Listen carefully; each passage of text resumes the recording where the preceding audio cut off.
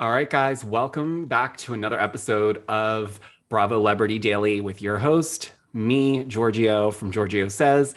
I am so excited. This is episode 2 for me. And if you caught my early premiere, thank you so much. But before we get into today's episode, I need to go over a couple things. So first things first, if you're not subscribed, please subscribe to my channel. I am new here on YouTube and I would love to interact with all of you. So if you stumble upon this channel by chance, or you were referred, or you saw me on TikTok, make sure you also hit the notification bell so you don't miss any updates, because I will be posting a new episode every single day at 7 p.m. Eastern Standard Time.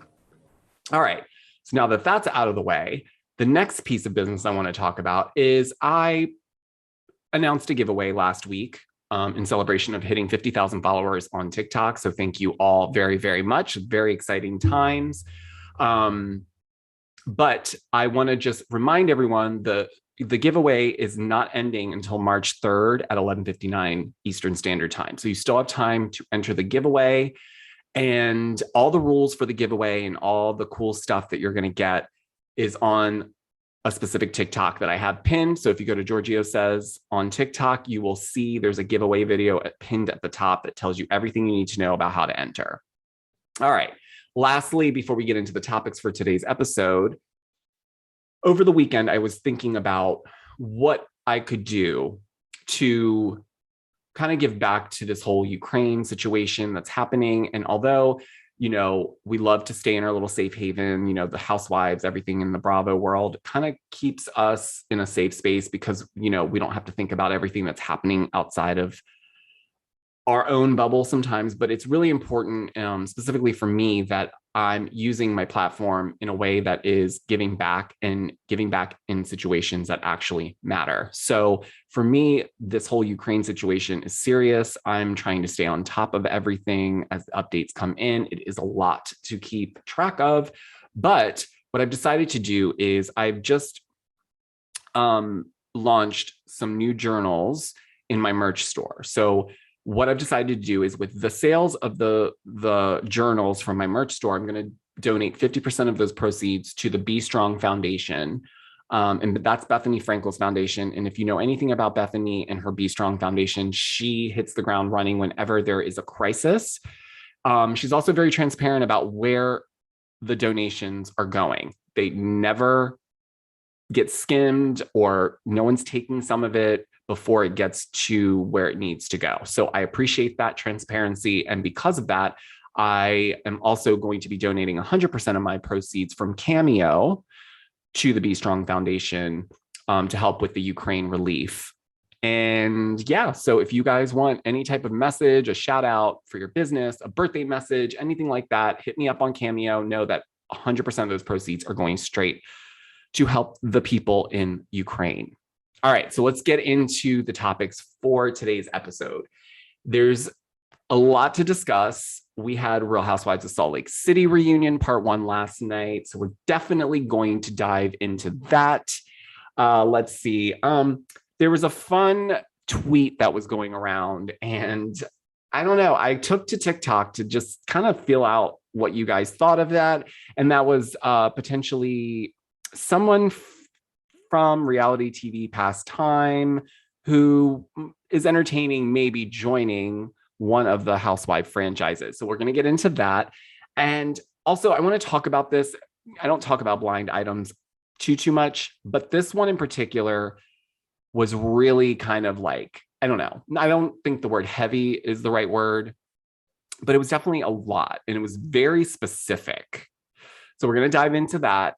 And I want to hear your thoughts. I have an idea. There's some speculation. I also went to TikTok to ask you guys who you thought it would be, because I think, I don't know. I just feel like it was super clear, but it wasn't clear at the same time. But I don't know why. It just seemed there's one person that popped to my mind with a specific blind item. So with that said, let's get into Real Housewives of Salt Lake City reunion for season 2. Part 1 came on last night, and I have to say, I have some thoughts. Usually for a reunion part 1, we don't typically start getting into, I don't know, the back and forth, if you will. It's kind of light. And then towards the middle or maybe the end, we start to kind of ramp it up, if you will, with the drama or like the back and forths. But last night, it was really clear that all the ladies, they had a motive. And this is how I saw it. I really think that a lot of them knew that Mary wasn't showing up, as much as they all sat there and pretended like, oh, wait, she's not coming for real. I do think that they were told ahead that she wasn't going to show. Maybe not super ahead of time, but definitely while they were getting ready. I can't imagine that they all just assumed that she was going to show up. So with that, I think because Mary was not going to be at the reunion, there was no one to really go after. And so that's where we kind of bring in Lisa Barlow, who we know has had what I think is probably an outstanding season, if I might say so myself. I think Lisa Barlow in season 1 versus Lisa Barlow in season 2, there's definitely an evolution. I will say that I wasn't a huge fan of Lisa Barlow in the beginning, but as season 2 started and as it kind of ramped up, I have to say, Lisa, Baby Gorgeous, has my heart. She's really proving to be an essential, iconic housewife in the making, if I can say that. I know some of you will disagree with me, and that's okay. We all have our people that they grow on us, or we love them, or we love to hate them. But Baby Gorgeous is just delivering. She's delivering. And yes, I see what you guys are saying. She stirs the pot. She did things that were very two-faced. But isn't that what a housewife is supposed to do? I mean, listen, I will take the messiness, the pot stirring, if you will, and leave the legal drama off, because I honestly feel like that type of stuff, when you start bringing in legal issues, that's where it starts to get really heavy. And there's a lot of dancing you got to do, because if it's a legal situation, like in Erica's or Jen's situation, you can ask questions, but it doesn't necessarily mean you're going to get a straight answer. And sometimes those questions aren't allowed to be answered because of, legal reasons. And if there's a court case going on, or there's a trial of anything like that, then that's definitely a hands-off situation. So yes, back to Lisa Barlow. I do think that this reunion is going to be all about coming after Lisa Barlow. Now, did she set herself up a little bit here with, the rant and, the hot mic moment, if you will, even though we know it's not, she wasn't mic'd and mic was not on, it was a boom mic, but we're still calling it a hot mic moment. So I'm just going with it. She knows, okay? She knows. I think she ultimately knew going into this reunion that they were going to come after her. She's not dumb. She knows how this goes. And if you remember, I did post a TikTok where Lisa Barlow has been featured in Real Housewives of Beverly Hills when she was at Kyle Richards' store opening, the first one. And, so she has a little bit of a legacy in Bravo world already. So to me, I think she knows I think she understands the assignment. I really, really do. And she's smart because she's giving just enough, but then pulls back. So she's not over the top crazy. Like, when they were at Zion and she went off, like that was probably peak for Lisa Barlow in terms of like letting it all hang out to dry. Obviously I know drinking was involved, and that helps, kind of push that energy along. However, in the reunion, it just seemed like for instance, Heather and Whitney, like I love watching them. I love Heather and Whitney on the show. Do not get me wrong.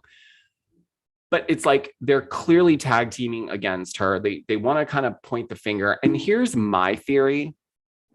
I really think, and this says a lot about the cast, if this is true, because again, this is my own theory, but I'd love to hear yours, is what if the cast is purposefully doing that to kind of take the attention and stuff off of Jen because of her looming trial?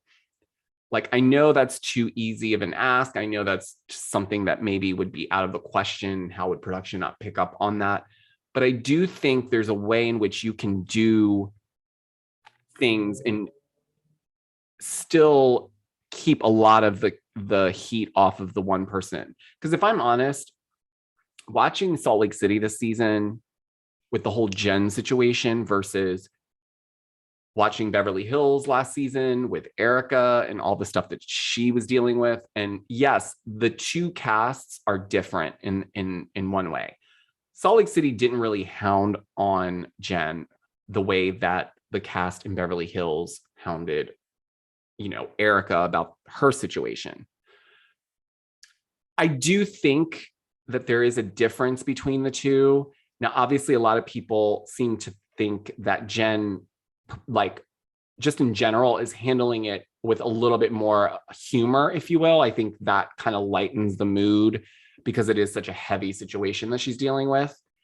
However, with Erica, I think what went wrong is, since we've met her on Housewives, she's been inherently cold, as PK said it. But in all honesty, she does come off cold. She doesn't seem like she has empathy for anyone. She only cares about numero uno. And that's what makes it hard to digest Erica and her situation, in my opinion. So when you look at like this reunion, where it's like Andy even comes up to Jen in the beginning and says, just so you're aware, Erica didn't receive any of the reunion questions ahead. So I just want to put that out there. So he wanted to clarify, because there were some hearsay going around Twitter saying that, Erica got access to her reunion questions beforehand. She got to review them with her legal team. I don't know if I believe that.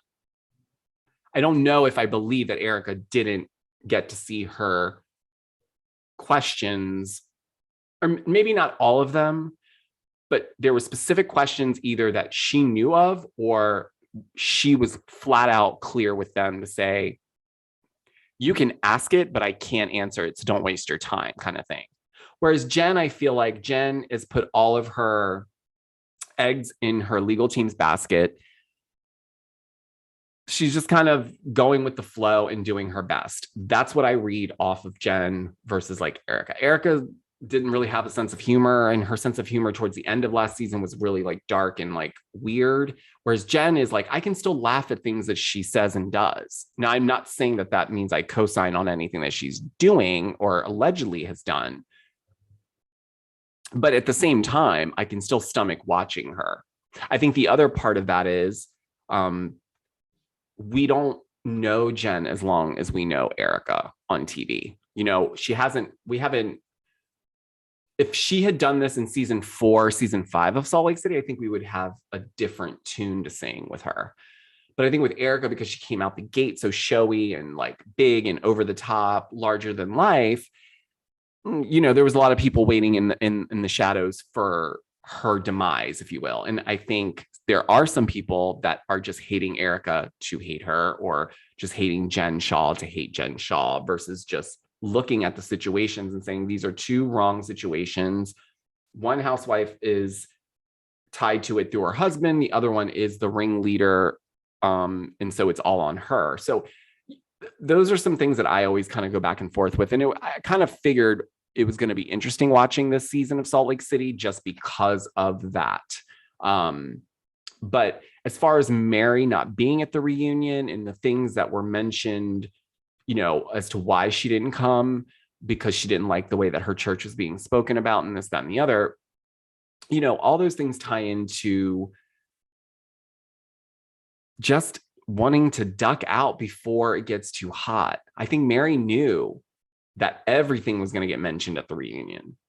Everything, because Mary knows that people have been talking about this stuff. She may play like she doesn't know, but she reads stuff. I know she's seeing stuff. I know that she sees that, Adam interviewed her mom. I know that she is aware that these things are being talked about. And so I think had she had gone to the reunion, she would have had to answer to some things, because there's a lot of questions. So she's not there. The ladies have no one else to go after. So it's clear Lisa is going to be an easy one to do that with, because Lisa, to be fair, has done things that kind of set it up for her to like look a certain way. And I know sometimes editing plays somewhat of a role in that, but I think the rant, the hot mic moment, the boom mic situation is what got her in this really hot water. See, this is where we're going to really see how she kind of can recover, because we know they're filming season 3 already. So, but you know, we'll have to keep watching the reunion. But I thought it was really interesting too. And I don't mean to sound insensitive, but when Meredith went into her little breakdown of why she was the way she was and her like emotional story about how she had a lot going on with her family, I do understand that there are certain things that she's not going to be able to talk about on the show because it's not, to her point, it's not her story to tell. So like that, for an example, would be like if I was on a reality show and something really close to home was happening, but it doesn't necessarily involve just me. Let's say it involves a family member of mine and they're going through stuff. I can't talk.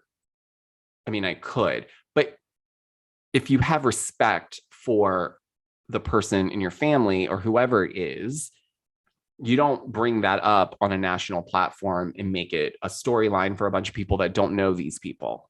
You know what I'm saying? So I think Meredith had the right idea. I just think she should have expressed it a little bit differently. But obviously, like, she lost her dad. And as someone who's lost their dad almost 2 years ago, you go through stuff. I think anybody who's lost a parent or anyone that they love, you go through these periods when it happens and you don't even realize that you're in such a dark space sometimes because you're just trying to process through.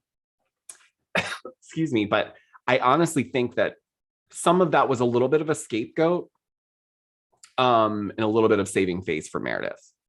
But what did you guys think? I want to hear what your thoughts are on part 1 of the reunion. I was going to touch on the Jenny situation, but honestly, she was making my blood boil watching her just talk about, you know, race and what's racist and how this is like offensive. Obviously, like, we know that the reunion was filmed before those Facebook posts surfaced. So hence why they put the disclaimer at the very beginning of the episode. But I just couldn't stomach watching her. So I didn't really cover anything that she talked about because she's not on the show anymore in my mind. So, but yes, let me know, please. What did you think? Do you think that Lisa Barlow is going to have to carry the weight of this reunion on her back? Because I want to know. Justice for Baby Gorgeous. All right, guys, the next topic we need to talk about. This is wild. If this actually, I don't think it will, but if it does, I might like, I don't even know. You guys ready for this? So some user on Twitter posed a question to Andy and said, Andy, please hear me out. What about bringing Heidi Montag on next season for Real Housewives of Orange County? In which Heidi then subtweeted, would love, because as we know, The Hills is officially canceled. So the reboot of The Hills, I think they had like 2 seasons, but it's officially been canceled. So, you know, she's a free agent. And I don't know. I was a big fan of Laguna Beach and The Hills, you guys. And I know not everyone loves Heidi and Spencer, but I'm just like, but it could be so good for TV. Could you imagine Heidi Montag and Spencer Pratt on Real Housewives of Orange County? And like, first of all, what would Heather Dubrow even do? Because she probably would, I don't even know if she would allow it to happen. I really don't. I feel like she has a lot more pull with that production company and who stays and who goes than she lets on. But nonetheless, I would be here for this. I don't know if Heidi would last more than 1 or 2 seasons on that type of show, but don't count her out because Heidi is like, she's good. Like, I feel like she could be a good housewife for sure. She's got a quirky little personality. They both have a very oddball little like relationship, her and Spencer. Spencer talks a lot of crap. I can already see the scenes where he's like, talking smack to Heather and her husband or whoever it could be. Like, he doesn't mind getting involved in the mess. So I absolutely would be here for it. So Andy, production people, powers that be, if you're seeing this or you hear this, I would like to put I would like to put Heidi's name in the hat for being a housewife on Orange County, or frankly, I mean, I was going to say Beverly Hills, but I really don't think she would fit on Beverly Hills at all, just from the aesthetic vibe. I mean, I don't know. Let's keep the focus on OC, because I definitely think there could be an opportunity for her to shine and really kind of gain some momentum. So I'm here for it. That's definitely something up my alley. I could definitely watch OC if Heidi and Spencer were on. Because let's be honest, they're going to need work, they're going to need some work. The Hills is done. I think they really thought that was going to continue on for at least a little while longer, and it didn't. But, I don't know. I know Andy's not someone who would probably do that, though. I don't think he would like it, taking someone who's already a reality star to bring them on to something like this. Maybe he would. Maybe it's different. I don't know. I'm just looking at like the Snookies of the world. He won't bring Snooki on. Not that she's interested in coming on, but I think at some point in the beginning she was. She's friends with Melissa Gorga. Melissa even said that Andy was like, absolutely not, never going to happen. So I'm not quite sure what it was with Snooki, other than maybe he just didn't like the background she came from in terms of like the Jersey Shore. Maybe that just didn't fit the brand of bringing her into it. But I mean, she's in a completely different space. And same with Heidi. Heidi's not the same girl from the Hills. And obviously we know the Hills is very produced and very, I don't want to say scripted, but scripted lightly. But yeah, I would totally be here for that.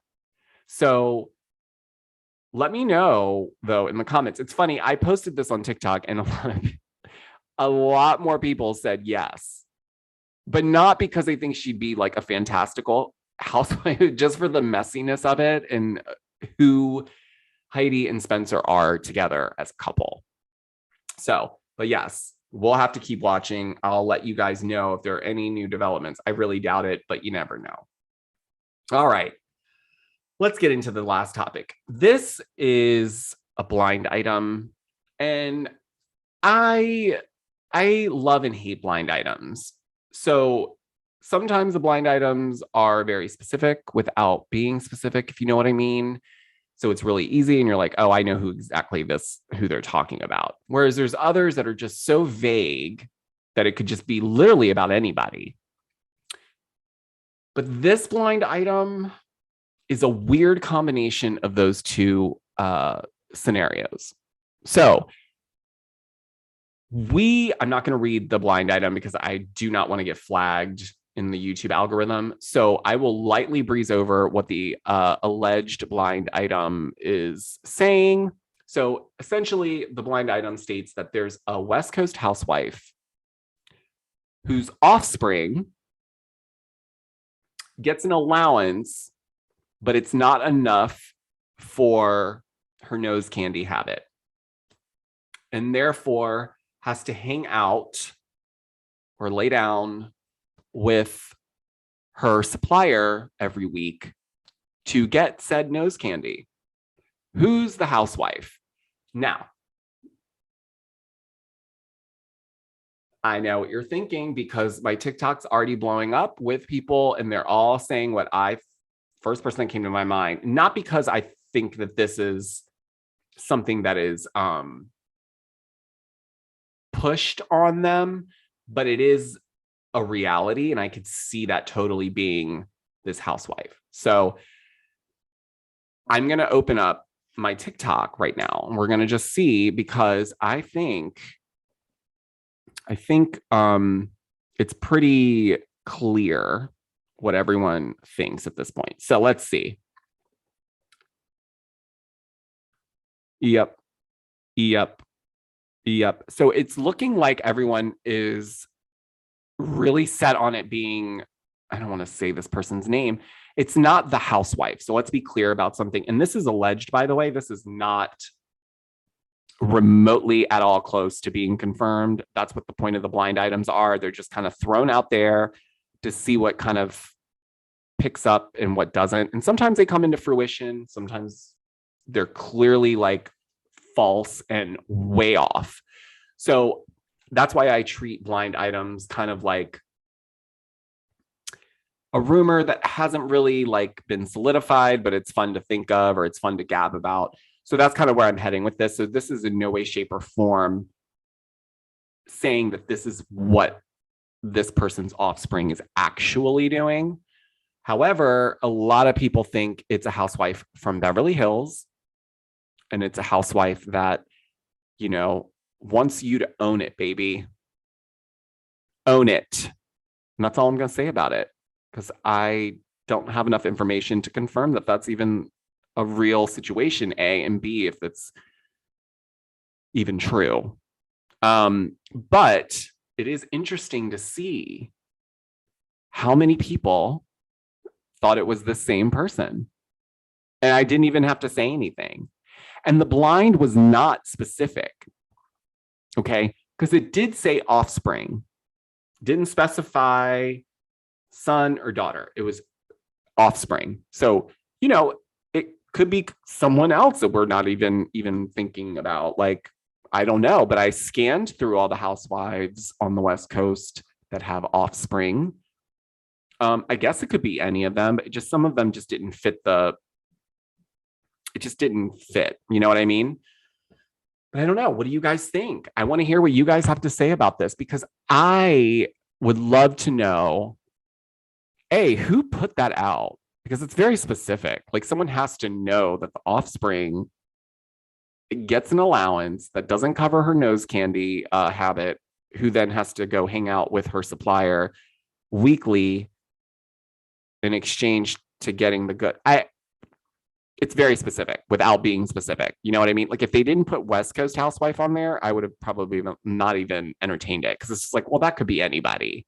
You know, I'm just thinking of lifestyle. I'm thinking of what's happening. And I'm assuming it's an offspring that we see on the show, that we know something of. It can't just be a random like offspring that we don't see that much of or don't know too much of. I mean, not that that couldn't be a story, but it's just weird because it's like, this seemed like it was very specific to one housewife, and whoever put it out was making it clear without making it clear, if you catch my drift. So anyways, shout out to Bravo Snarkside though, because they always catch the blind items. I don't know what happens. I typically don't get ahead of those. I'm kind of like second, third, last sometimes to even see them. So I love Bravo Snarkside for always making sure that they screenshot stuff and they capture it, because otherwise I'd miss some of this stuff, specifically with blind items. But you know what? If you're on Instagram, you should definitely go follow them, because they're on fire. They keep up with the latest. So definitely go give them a follow. But, you know, I want to know what you guys think. I want to know what you guys think about this blind item. So tell me in the comments who you think it is, obviously. But let's try to be nice. I don't want this to turn into like a bashing session, because this is not about that. It would just be interesting to see what everyone's thoughts are on this situation. But okay, so that is basically where I'm at for today. You guys know that this is going to be a daily show. So every day I'm going to bring you topics. I'm going to go into them a little bit more, and then I'm going to continue to grow. And I really appreciate all the new subscribers, because like I said in the beginning, I'm technically very new to the YouTube platform and world. So I'm still learning and adjusting, and I appreciate all the support. I appreciate all your messages. I appreciate everything that you guys send me and try to keep me in the loop on. So until tomorrow, I will talk to you guys later. And if you haven't followed me already on TikTok, it's Giorgio Says. And you can follow me on Instagram as well, because there's sometimes I can't post certain things on TikTok, but I will post them on Instagram. And that's at Giorgio, not Armani. Everything is linked down in the description box below. And if you have a minute, go check out my new merch. I just uploaded 3 new journals. They're really cute, if I must say so myself. And also check me out on Cameo, join my fan club. It's free. And like I said at the beginning of the video, any cameos that you guys order, whether that be personal or business, 100% of those proceeds will be going to the Be Strong Foundation to help with the situation that's happening in Ukraine. And until then, I will talk to you guys tomorrow. Bye.